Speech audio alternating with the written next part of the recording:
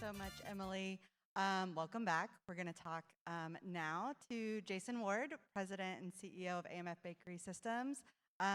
Jason often does interviews with me. I don't know if you know this. Every quarter on bakingbusiness.com, I do a couple interviews with BEMA members about the latest Intel report. So if you're a little overwhelmed by the data that's available to you, you can always keep your eye out for those reports to get a little bit of insight and help you navigate through the latest data. So Jason, thanks for joining me today.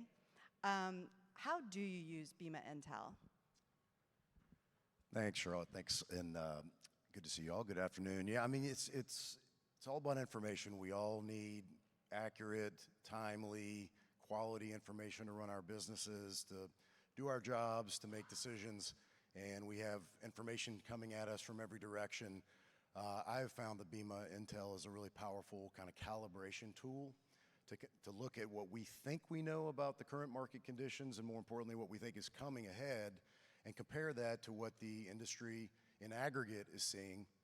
And obviously, the more aligned we are with what the industry's seeing, the more confidence we can have in our business plans.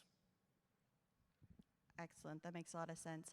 And how does that then impact your decision making as a leader on the supplier side of the industry? It's usually one of two things. Either it's going to reinforce what we think we know, or it's going to expose a blind spot.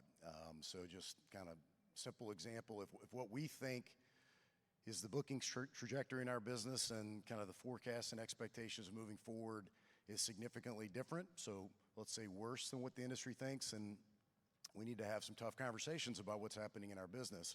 If on the other hand it's better, or even a lot better, then we need to go back to our process and make sure that we're not overly optimistic, and that can drive different decisions, obviously, based on that analysis. Now, as I said yesterday, the annual culminating report is in the app right now, so you can access that as well as fill out that survey telling us how we can continue to grow BEMA Intel to meet your needs. But the latest quarterly report that came out was Q1 of 2025, which we all know a lot happened in Q1 of 2025. Jason, what was your biggest takeaway from that quarterly report? Well, I think we heard a lot of it up there today. I mean, it validated what we were experiencing as a company, and I think confirmed that everybody else is seeing the same thing. I mean, we came out of Q4 and the Intel report, the data told us that we all saw significant growth and investment in the first quarter, and what we actually experienced is something very different. So we've all felt that slowdown. You heard the word pause and a slowdown. So we've all experienced that.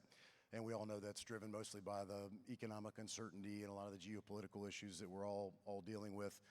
So it validated that.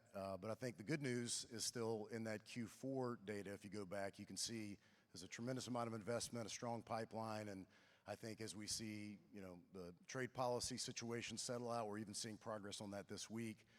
You see the economic picture clarify and hopefully strengthen, then I think a lot of that investment, we hope and we expect a lot of that investment will come back online, and we can have a really strong second half. And I know I for one, am going to be very anxious to see the Q2 report to see what we're all saying about that trajectory. So. Excellent. Thank you so much, Jason. Just want to remind you, 1 to 2 minutes, fill out that survey, and yeah, we'll see you back here later today. Thanks, Emily. Thank you.